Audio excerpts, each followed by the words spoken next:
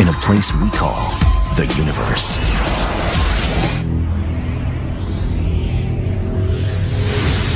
Our infinite universe is brimming with strange, violent, and potentially life-transporting phenomena. Imagine cosmic portals where objects could disappear, be ejected, or escape to some other place in space or time. They are tickets to oblivion, for the most part. Either you get shredded in a black hole, you get transported to another part of the universe in a wormhole, or you get obliterated by the gusher of a white hole. Blast off to the warp side of the universe as scientists search for black holes, white holes, and wormholes. Are they frivolous fantasies or a science fact?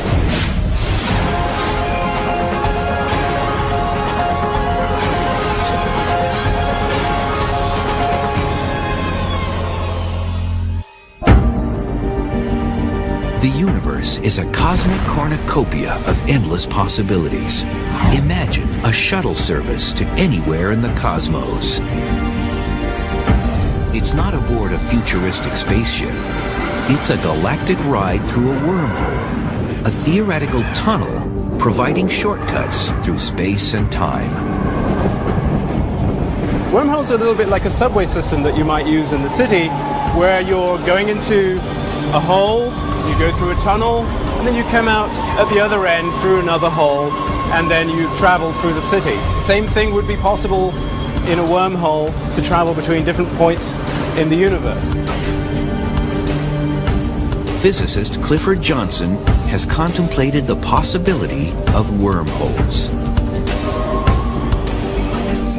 The difference between a wormhole and a subway system is that you're using the wormhole to travel a greater distance than you would if you were traveling in ordinary space. In theory, a wormhole has a throat connected to an entrance and exit called mouths, located in different parts of space. A wormhole is appealing because we're limited by the speed of light. We can't get to the Andromeda Galaxy in less than something like 600,000 years, even moving at the speed of light. I keep wondering if the really next big discovery in astronomy could be a wormhole. Not just because they're fun for people like me, but because they could take us to some place that we can't plausibly ever get any other way. Gregory Benford has pondered the science and fiction of outer space. As both a physicist and author of over 30 sci-fi novels, Benford has witnessed fantastical theories become a reality. A lot of us would like to know if wormholes really exist or whether they're just another mathematical construct thought up by Einstein the genius. Albert Einstein's general relativity laws allow for the existence of wormholes. In 1930, Einstein and his colleague Nathan Rosen calculated the mathematics of one of these intergalactic pipelines. It became known as the Einstein-Rosen Bridge. A wormhole is a solution of Einstein's equations for general relativity, telling us how gravity works. They're hypothetical, and what they do is they connect different parts of space and time. The Einstein-Rosen mathematical wormhole arose from studying black holes. A black hole is a region in space of extremely strong gravity. The gravity is so strong that there is no way for objects that get too near to break away from its gravitational pull. Nothing can escape a close encounter with a black hole, not even light. This inverted fountain serves as a visual analogy to what's going on around a black hole. At the bottom is the area inside the event horizon. And the water falling into it is analogous to gas that might fall into a black hole. Imagine yourself being a fish swimming around this region. Once you get down inside this central portion, you're past the point of no return. But Einstein never intended his wormhole as a tool for space travel. His wormhole is theoretically created at some moment of time. It opens up briefly, then pinches off. Anything that tries to pass through it will get crushed when it squeezes apart. The typical wormhole that you write down in your equations and study is unstable. It'll vanish in an incredibly short time. So what you need is some means of holding it open. After Einstein's wormhole was determined unstable in the 1960s, little research was done on the concept. Then, the sci-fi film Contact was released in the late 1990s.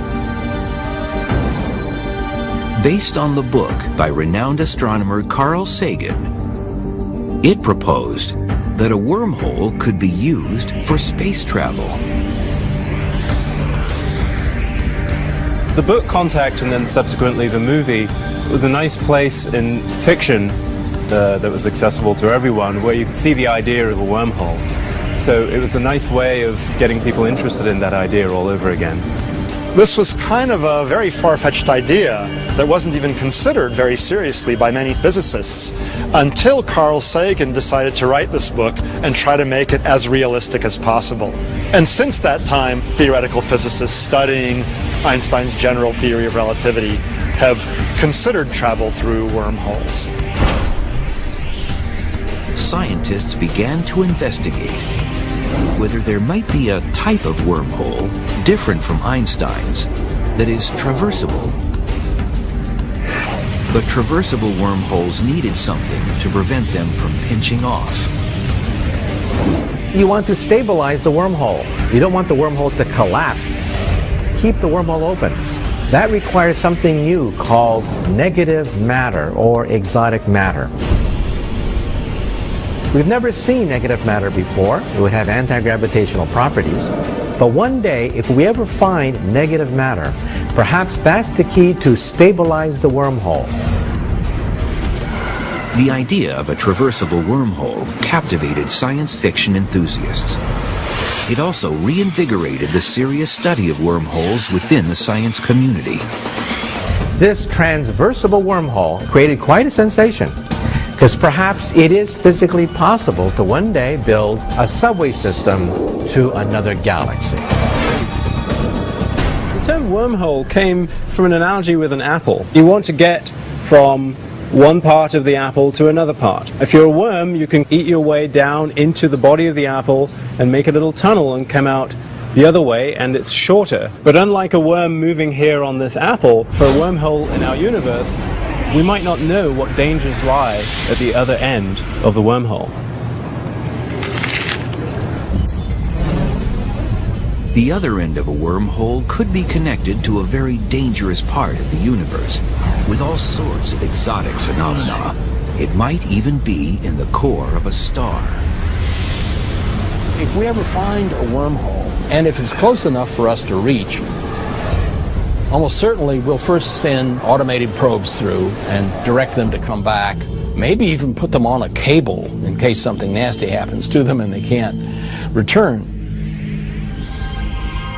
Physicists do not know of any way that a wormhole might arise naturally in our universe.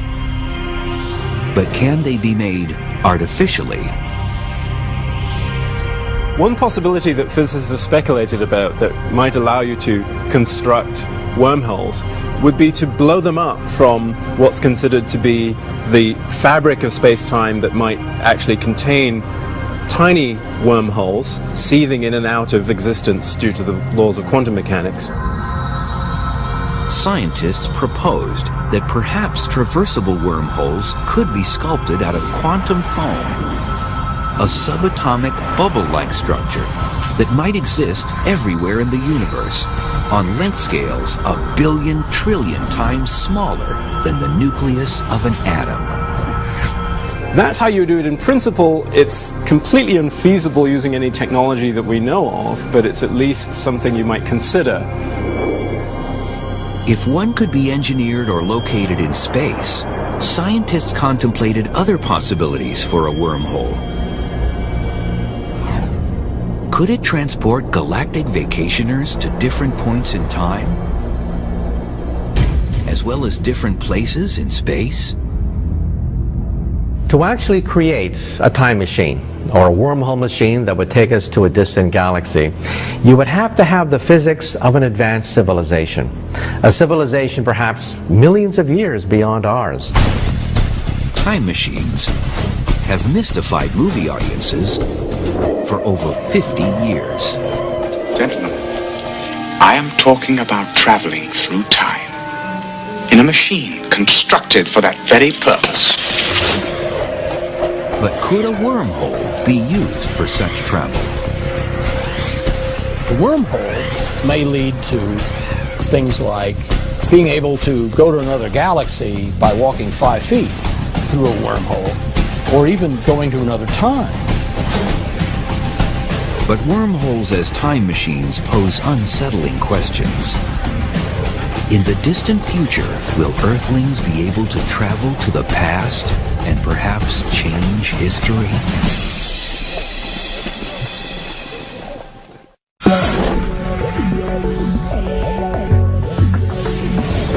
Scientific ideas considered far-fetched today could one day become as acceptable as the fact that the Earth is round.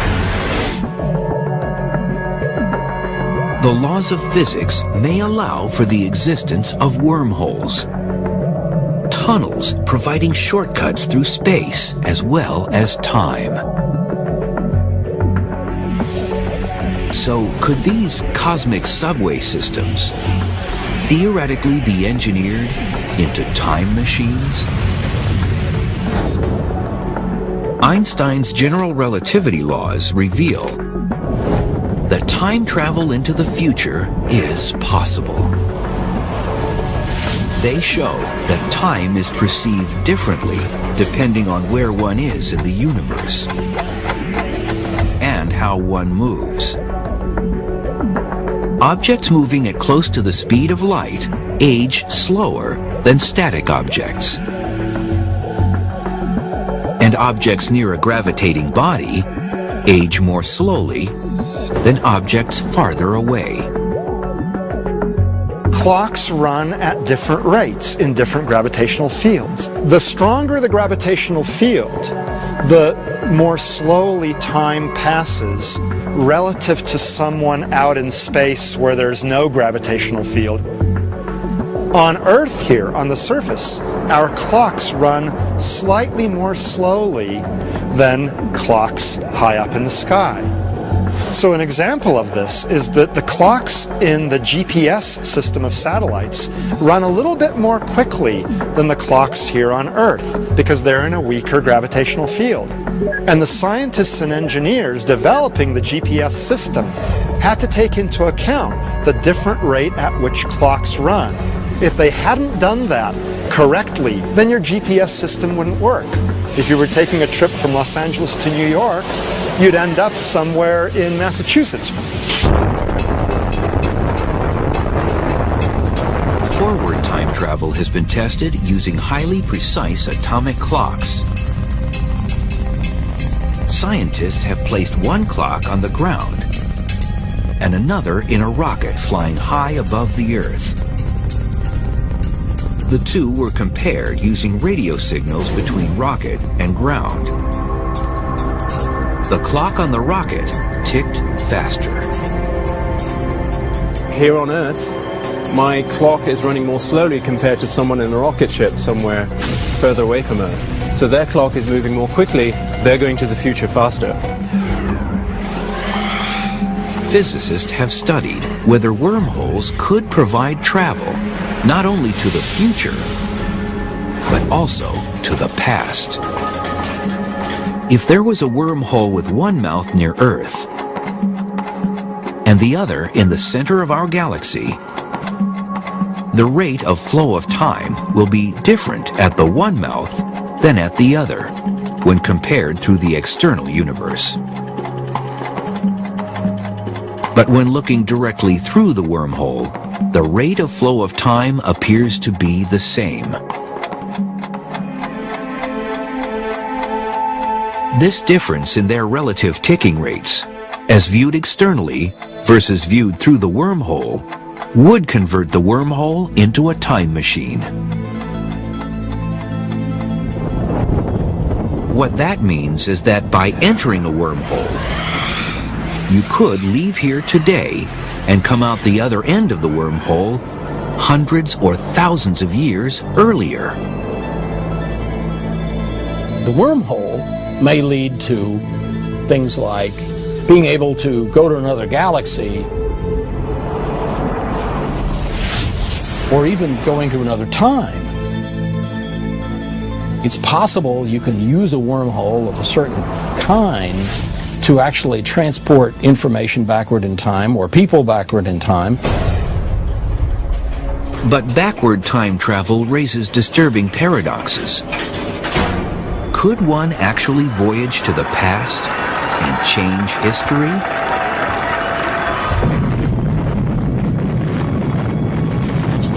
One of the problems with traveling backwards in time is that it produces various paradoxes. The most famous of this is the grandfather paradox. This says that if I have a time machine, I could go back in time and I could kill my grandfather, who would then never have had my father, who would never have had me, I would never have been born. So that means you would never have been able to go back into the past in the first place. Or, let's say you go backwards in time and meet your teenage mother before you're born. And then your teenage mother falls in love with you.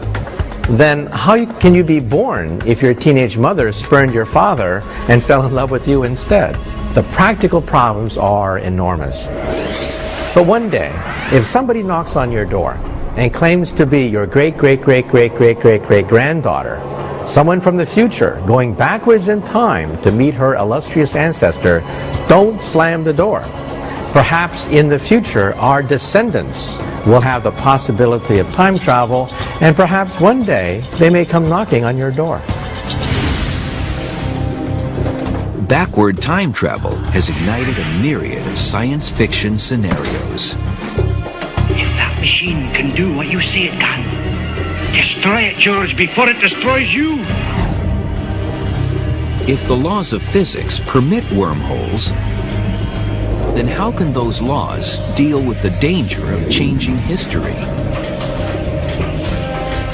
One possibility is that the laws of physics allow you to do backward time travel as long as it leads to a self-consistent universe, that in some sense the history is not changeable. You can't go backwards and change things which would stop you from having been created in the first place, for example, in the grandfather paradox. For now, forward or backward time travel through a wormhole remains in question, and some scientists think that any attempt to create a wormhole time machine may destroy the wormhole. What actually happens when you try and make that wormhole into a time machine is that as soon as it starts connecting different times, you get a pileup of radiation so intense that it destroys the entire wormhole, thus stopping you from making that wormhole into a time machine. This seems to be a sign that maybe this is the way nature protects itself, using the laws of physics, from ever producing paradoxes and strange things that time machines seem to suggest. Wormhole travel is really iffy because you have to know a lot about the wormhole so that it doesn't do unpleasant things like, for example, turn you into a big ball of gas all of a sudden. Because the gravitational stresses that support the wormhole are plausibly quite strong. The idea of a wormhole is not something that we can point to and say that's impossible. It would be absurd to say we can't do that ever, because we're dealing with powers, energies, and knowledge that are outside of our current domain. Like a wormhole, there's another phenomenon that has never been discovered. But Einstein's general relativity laws allow for its existence. It's called a white hole. While a black hole is an object into which things are falling and disappearing, rather like a sinkhole, a white hole is doing the opposite. Things are coming out. Things are coming out rather like a fountain.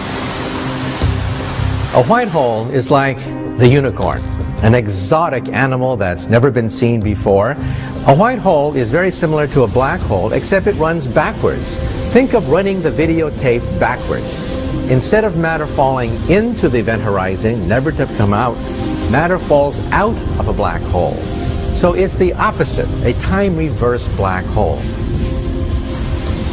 Black holes, as we know, have now been understood to be out there in our universe, and so you might wonder whether the same thing's true about white holes as well. For example, quasars, when they were first discovered, were thought to be maybe white holes. Why? Because they seem to be producing a huge amount of energy. We now know that that's not the case. Quasars are actually powered by black holes. There's a school of thought that says that anything that can exist must exist somewhere. And if one adopts that school of thought, then at the moment we have to admit that white holes might be out there somewhere. If nature uses white holes, physicists speculate that they could have been an important element in the earliest stages of the universe, maybe even in the formation of the universe itself.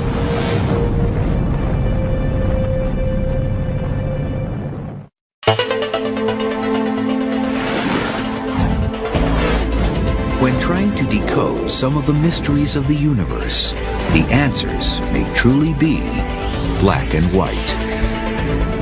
The universe began with the Big Bang, an expanding fireball of matter and energy that started compressed as a tiny subatomic point called a singularity. A singularity is a region where gravity is immensely strong. The Big Bang singularity gave rise to the entire universe, which includes space, time, and all the matter that fills it. A similar type of singularity is a white hole, a theoretical object that arises in Einstein's theory of gravity. It's essentially a black hole in reverse. A point of singularity where matter is ejected. Consequently, some scientists have wondered if the universe could have been created from a white hole. One idea to describe the entire universe has been that it's one big white hole in which there's an emergence from some initial singularity. That creative thought is one amongst many for how the universe was seeded and how it began and how the Big Bang emerged. Think about it. A white hole emits matter. It doesn't gobble up matter. But isn't the Big Bang the same thing? That small little quantum dot that expands and spews out matter? So perhaps the white hole could be the story of our universe. NASA's Wilkinson Microwave Anisotropy Probe, known as WMAP, has measured the radiation left over from the very early universe. Studies of this cosmic microwave background have confirmed that the universe began with a brief but colossal growth burst called inflation that preceded its regular phase of expansion. So some scientists speculate whether a white hole could have been the instigator of this growth burst. The evidence coming from our space satellites like the WMAP orbiting the Earth right now is consistent with the idea of a multiverse. A multiverse consists of many universes like soap bubbles floating in a bubble bath. In a bubble bath, we have bubbles popping into existence, collapsing back, giving birth to baby soap bubbles. So in other words, Big Bangs could be happening all the time. Perhaps each Big Bang starts with a white hole that then expands rapidly, giving us a baby universe. It's still unproven whether multiple universes exist, and whether white holes may have created them. But scientists have shown that some types of white holes, although possible in theory, are highly unstable. They would not survive for very long and may simply collapse to form black holes. possibly white holes played a role. Perhaps they formed for a very short time, but then being unstable, they collapsed. But even during that period when they were first formed, they may have left some important imprint on the future of the universe. We don't know whether that's true, but it's a possibility. White holes are a nice act of imagination, but I don't think they have any substance yet. They're entirely theoretical objects, but then black holes were that way once upon a time. White holes might or might not have existed at the beginning of the universe. But one thing's certain, black holes are no longer science fiction.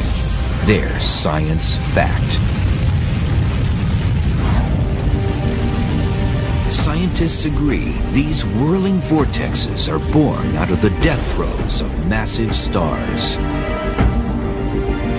When a sufficiently massive star runs out of fuel, it is unable to support itself against its own gravitational pull. It then collapses inward to form a black hole. Black holes are troublemakers in the evolution of the universe. They can draw matter in, spew it out, reform, reorganize regions of the universe, perhaps part of a galaxy, take up residence at the center, start running the show. They're big muscular things that lumber around and cannot be stopped. Black holes are difficult to detect because they're black. But they can be observed when they interact with something in space, such as in falling gas, which heats up and glows in X-rays. Years ago, black holes were considered to be impossible. We have something called the giggle factor in physics. People used to giggle whenever we talked about black holes. But now we see hundreds, thousands of glorious photographs of black holes. There are at least two types of black holes. One is called a stellar mass black hole, which is approximately 3 to 30 times the mass of our Sun. It's speculated that 100 million of these reside in our Milky Way galaxy, and similar numbers in other galaxies. The other is a supermassive black hole that is millions to billions of times the mass of our Sun.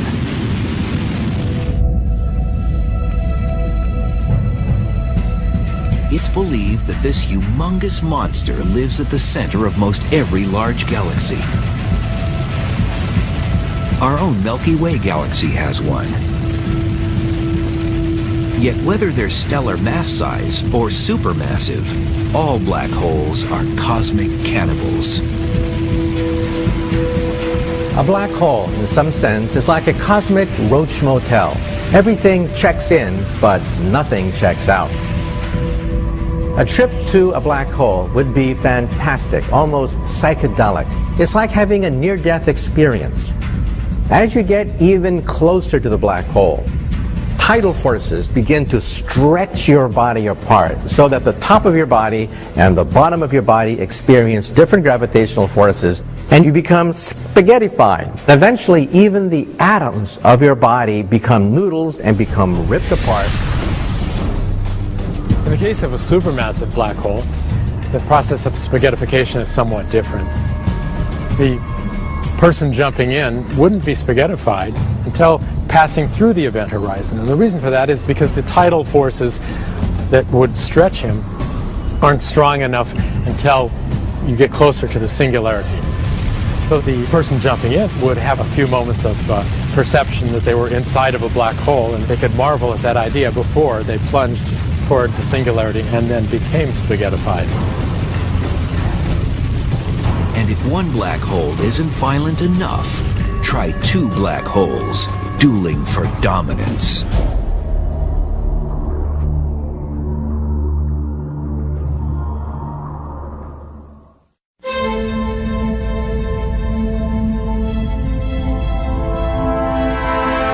In the vastness of space, black holes occasionally pair off. It may appear as though they're engaging in some sort of cosmic courtship. But these unions are anything but harmonious. When two black holes get too close, they become trapped by each other's gravity.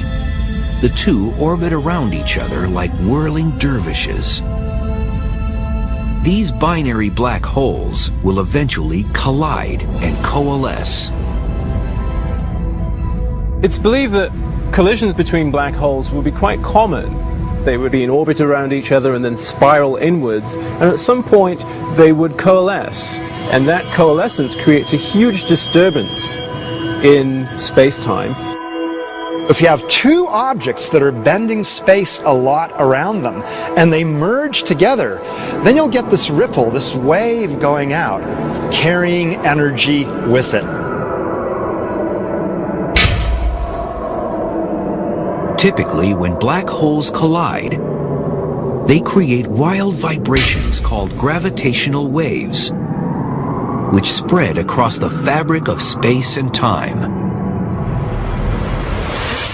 These ripples would be just like the ripples you would have, say, on the surface of a pond. If you threw a pebble into a pond, it creates a disturbance, and then you see the ripples carrying that disturbance away to far points of the pond. In the past, binary black hole collisions were impossible to identify.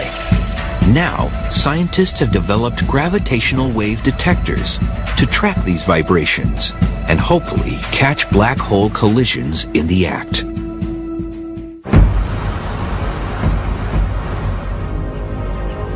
LIGO is a ground-based observatory that's currently searching for gravity waves produced from collisions involving stellar-sized black holes, a few times the mass of our Sun.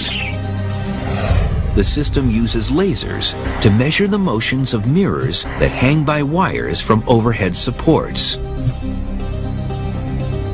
When two black holes merge together, they'll release these gravitational waves, these ripples in the shape of space. And as the ripples pass by these giant contraptions, they alter ever so slightly the distances between these detectors, and the detectors can actually monitor and see that change in distance. And that's the signature of a gravitational wave coming by. In the future, LISA, a joint NASA and European Space Agency mission, will be able to detect waves from collisions involving supermassive black holes. These impacts occur after two galaxies have merged, and their supermassive black holes sink to the center of the newly formed galaxy and find each other. And if collisions involving two supermassive black holes isn't chaotic enough, try three. In January 2007, US and European satellites actually observed black hole triplets 10 billion light years away in the Virgo constellation. They're actually three quasars, which are luminous objects thought to be powered by supermassive black holes located in the centers of galaxies. This trio is in close proximity to one another. They're only about 100,000 to 150,000 light years apart, which is about the width of our Milky Way. In all probability, the three will eventually engage in a hostile merger. If you take three large black holes brought close together because two big spiral or elliptical galaxies have slammed together, then it's a real free-for-all. And two of them could win the game and throw the third one out. Gravitational interactions between three bodies can lead to the ejection of one of the supermassive black holes from the system. And then you're just left with a binary supermassive pair that will coalesce ultimately. The supermassive black hole that gets ejected is ejected typically with enough speed that it can't carry stars with it. So it becomes a rogue black hole. It's off on its own. Modern science continues to unravel the mysteries surrounding black holes. But for some, one enduring question remains. The deepest question in all of black hole physics is what lies on the other side of a black hole? What happens if you throw the encyclopedia into a black hole? Is all that information lost? We don't know for sure. According to Einstein's general relativity laws, nothing can ever come out of a black hole. But if a black hole is extremely tiny, the laws of quantum mechanics merge with the laws of general relativity. Quantum mechanics governs the world of the very small, such as electrons, neutrons, and other subatomic particles.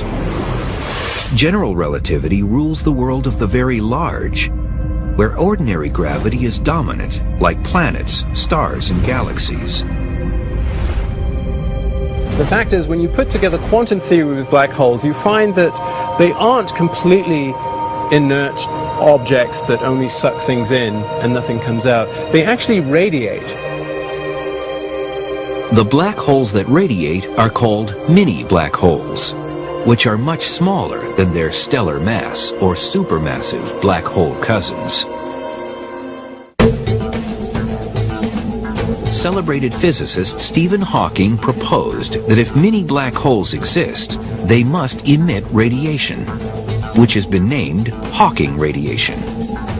It is believed this radiation will cause a tiny black hole to evaporate and potentially disappear. Hawking gave mathematical evidence that when a tiny black hole forms and then evaporates, some of the information that went into the black hole never comes back out.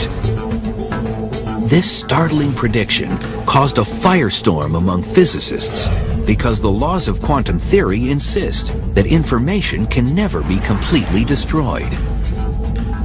Essentially, the world split into two camps: those who believed that Hawking's calculation was really it, and the other camp that said, well, Hawking's calculation needs refining. String theory and other theories seem to suggest that the information is actually preserved. It just comes out very subtly. The question of what happens to the information that goes inside a black hole is, I think, not fully settled. The chemical composition of the objects that went into the black hole and other aspects of them, their color, their temperature, etc., etc. We don't really know what happens to that information. It appears unlikely that scientists could venture inside any black hole and return back home in one piece to report their findings. But a worldwide collaboration of scientists may be on the verge of the next best thing: manufacturing tiny black holes right here on Earth.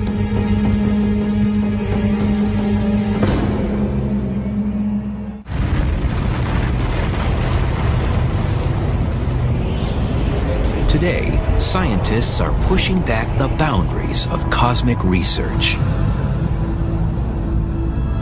If naturally formed black holes aren't scary enough, what about a black hole factory?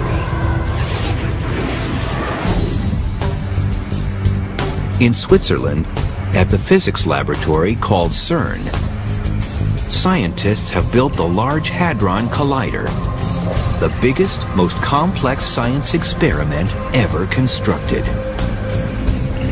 It's a particle accelerator, 17 miles long and the weight of 5 jumbo jets. It's capable of crushing subatomic particles together to replicate the energies that existed microseconds after the Big Bang. This particle collider was designed and built to study important questions in fundamental particle physics.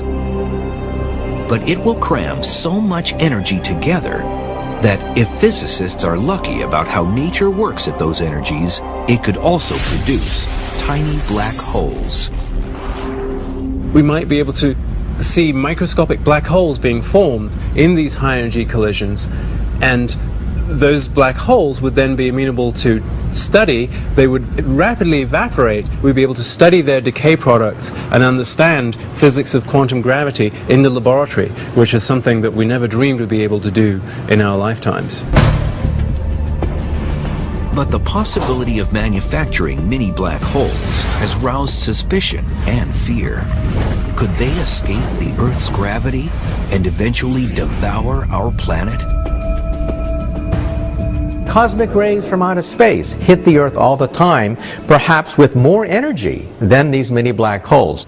So these mini black holes are harmless. They're not going to eat up the Earth. They are not a doomsday device. A similar mini black hole scare happened in the United States.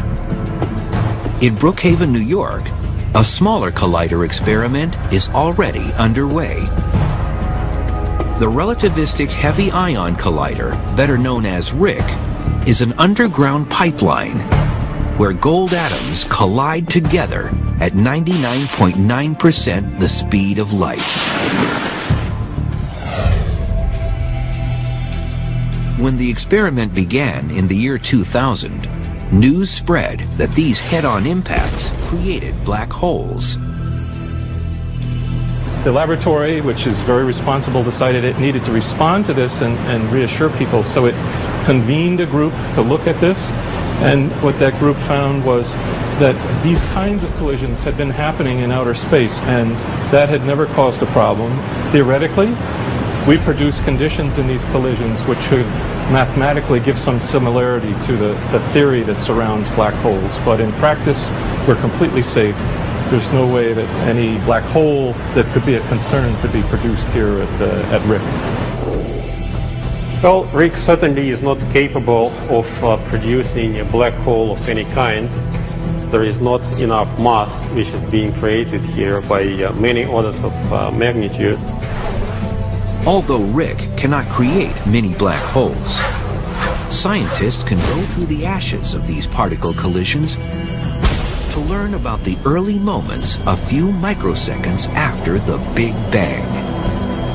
So we can use this knowledge to gain a better understanding of what happened shortly after the Big Bang, including the possibility of primordial black hole formation. The particle collision experiments in Switzerland and in the US may not produce life-threatening black holes, but they could give several important clues about whether information comes back out of a mini black hole and even how the universe began. They do provide a laboratory to see how far we can push Einstein's theory until all hell breaks loose and the equations collapse. And that's why we think that mini black holes could be a key to going beyond Einstein. Physicists will continue to probe into the mysteries still surrounding black holes.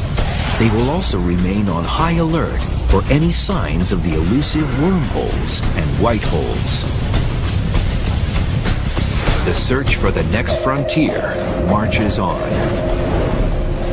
White holes, wormholes, black holes are tickets to oblivion for the most part. None of these are places that you want to take your summer vacation near. And these tickets will cost a lot to even find. These objects are hard to observe in the universe, and only one of them do we really pretty much know is there, the black hole.